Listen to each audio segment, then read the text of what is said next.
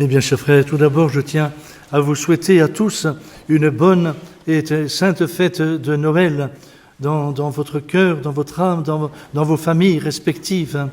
Gardez bien cette joie de Noël. Quelle grâce nous avons d'avoir la foi et de pouvoir nous réjouir comme il se doit de ce grand événement de l'histoire de l'humanité. Je vous rappelle en deux mots les annonces de la semaine. Nous aurons cet après-midi à 17h les vêpres solennelles avec le salut du Saint-Sacrement. Vous y êtes bien sûr tous conviés, donc à 17h. Demain, mardi, c'est la fête de Saint-Étienne, diacre et premier martyr. Nous aurons la messe à 8h. Mercredi, Saint-Jean, apôtre et évangéliste, messe à 8h. Jeudi, Saint-Innocent martyr, les Saints-Innocents martyrs, messe à 11h. Vendredi, Saint-Thomas de Canterbury, évêque et martyr, messe à 8h. Et samedi, dans l'octave de Noël, messe à 11h. Et je serai à disposition pour les confessions de 17h à 19h. Enfin, dimanche prochain, 31 décembre, c'est le dimanche dans l'octave de Noël. Nous aurons la messe à 8h à Notre-Dame des Dons, à 10h ici, et à 18h à la chapelle Saint-Maurice. Et bien sûr, nous ferons notre adoration au moment du changement d'année, donc de 23h à minuit, ici. Donc ce 31 décembre, nous nous retrouverons pour prier devant le Saint-Sacrement exposé. Nous chanterons le Miserere, nous chanterons également le Te Deum d'Action de grâce, auquel sont attachées une indulgence plénière. Et puis le lendemain matin, 1er janvier, je célébrerai la messe à 10h ici. Et la messe sera précédée du chant du Veni Creator, auquel est attachée également une indulgence plénière. Enfin, je vous signale que vous pourrez vous procurer donc la feuille des annonces sur la petite table à l'entrée de la chapelle, ainsi que mes vœux de Noël. Au nom du Père et du Fils et du Saint-Esprit, ainsi soit-il. Mais bien chers frères, cette nuit, notre sanctuaire était trop petit pour accueillir toute la foule qui se pressait, et nous avons chanté la nativité de notre divin Sauveur. Voici que je vous annonce une grande joie, c'est qu'il nous est né aujourd'hui dans la ville de David un Sauveur. Un enfant nous est né, un Fils nous est donné. C'est le Fils de Dieu, le Fils de Dieu, vrai Dieu et vrai homme. C'est au milieu de la nuit que Marie mit au monde son Fils premier-né et qu'elle le déposa dans une crèche. Quel événement extraordinaire que cette nativité de l'enfant Dieu.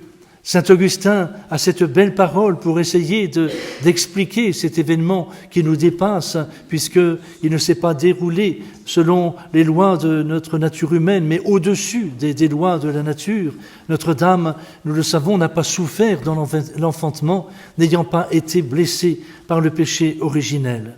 Et saint Augustin nous dit, de même que le soleil traverse le cristal sans y porter aucune atteinte, de même le soleil de justice, notre divin Sauveur, a traversé le sein de sa très sainte mère sans en briser le sceau. C'est là une petite explication bien humaine de ce grand événement que nous ne comprendrons que dans l'éternité bienheureuse. Oui, réjouissons-nous, mes bien chers frères. C'est saint Augustin qui nous le demande avec insistance, car ce jour est sacré, non à cause du soleil visible, mais par la naissance de l'invisible créateur du soleil. Le Fils de Dieu a choisi ce jour pour paraître, comme il s'est choisi une mère, lui, créateur de la mère immaculée. Il a choisi donc la très sainte Vierge Marie, qui est vierge avant, pendant et après l'enfantement. Et les paroles du précurseur, Saint Jean-Baptiste, sont prophétiques. Il faut qu'il croisse. Il faut que moi-même je diminue. Et c'est ainsi que Saint Augustin nous dit que Jean est venu en ce monde dans le temps où les jours commencent à diminuer et que le Christ est né au moment où les jours commencent à croître. Et cet enfant qui vient de naître, a-t-il vraiment la science infuse? Cet enfant porte-t-il en ses mains le monde entier? Oui, il est le Créateur du monde. Et nous avons chanté cette nuit à propos de la Vierge Marie. Vous avez enfermé dans votre sein celui que le monde ne peut contenir. Cet enfant qui est là dans la crèche, c'est le Verbe de Dieu. Mais pourquoi donc est-il venu? Pourquoi donc veut-il nous sauver? Parce que nous avons péché et parce qu'il vient nous racheter de nos péchés. Il affirme la vérité et l'éternité de Dieu et la nécessité que nous avons de l'adorer. Il est donc notre maître, il est notre roi, il est notre sauveur, il est notre Père. Alors, avec les bergers, adorons-le. Notre premier devoir à remplir auprès du berceau de notre Sauveur, c'est précisément celui de l'adoration. L'adoration, c'est le premier acte de la religion. Et l'on peut dire que dans le mystère de la Nativité, tout semble contribuer à rendre ce devoir plus sacré encore. Au ciel, les anges se voilent la face et s'anéantissent devant le trône de Dieu. Que ferons-nous, pauvres pécheurs, membres indignes de la tribu rachetée, quand Dieu lui-même se montre à nous abaissé, anéanti à cause de nous? Humilions-nous, mes bien chers frères, devant notre Créateur. L'exemple de la très pure Vierge Marie servira à maintenir en nous cette humilité. Marie était humble devant son Dieu avant d'être mère. Devenue mère, elle devient plus humble encore devant son Dieu et son Fils. Adorons donc de tout notre cœur celui qui de si haut est descendu jusqu'à nous. Et que devons-nous faire devant ce monde qui refuse la royauté de notre Seigneur Jésus-Christ, qui refuse de se soumettre à ses lois? Nous devons affirmer sa divinité avec d'autant plus de force, de conviction. Cet enfant de la crèche est Dieu. Il faut le redire, mes bien chers frères, haut et fort.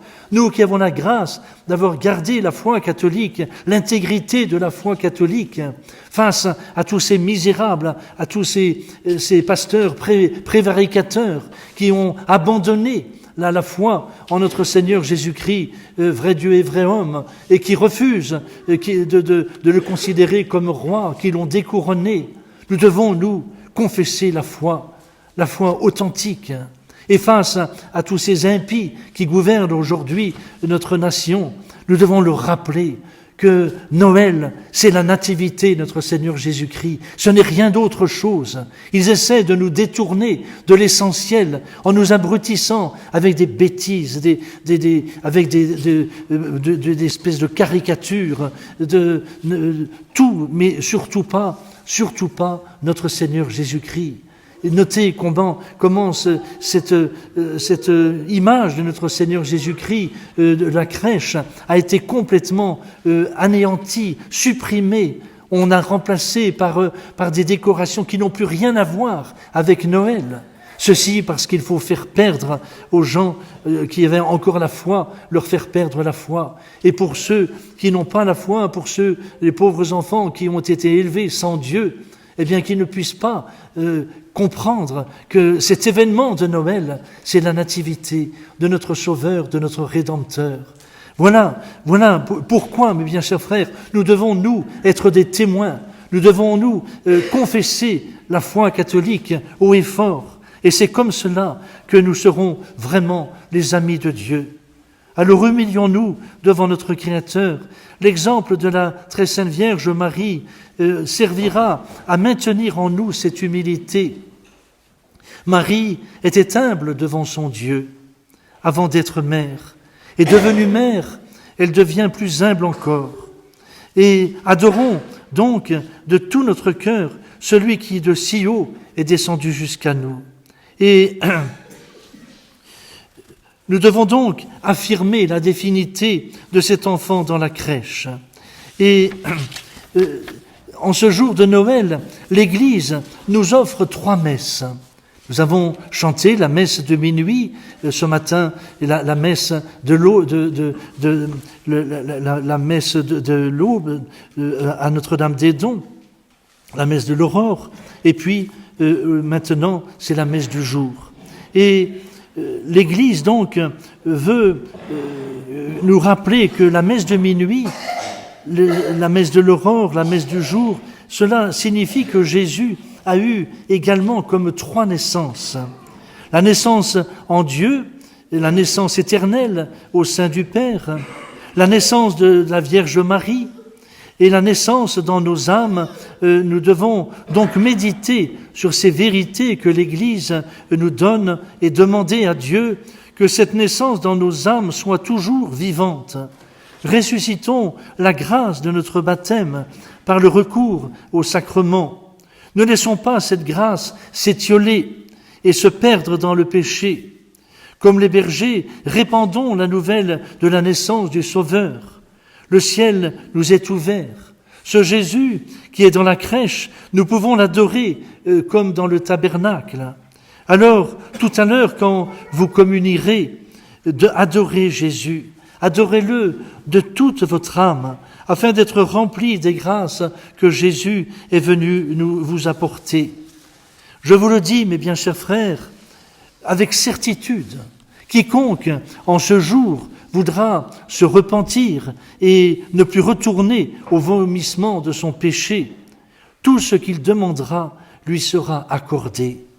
Une seule condition lui sera imposée, qu'il ait une foi sans hésitation, et qu'il ne recherche plus ces vains plaisirs du monde. Ayez, mes bien chers frères, un cœur pur et une intention toujours droite. Le premier présent que nous devons offrir à l'enfant Jésus dans la crèche, c'est notre âme. Et vous l'offrirez par des mœurs pieuses, par des pensées chastes, par des œuvres bonnes, en aimant Dieu et le prochain, et en faisant miséricorde. Demandons, mes bien chers frères, à la très sainte Vierge Marie de nous donner la connaissance de son divin Fils, qu'elle nous apprenne ce qu'est cet enfant Jésus, afin que nous l'aimions toujours davantage.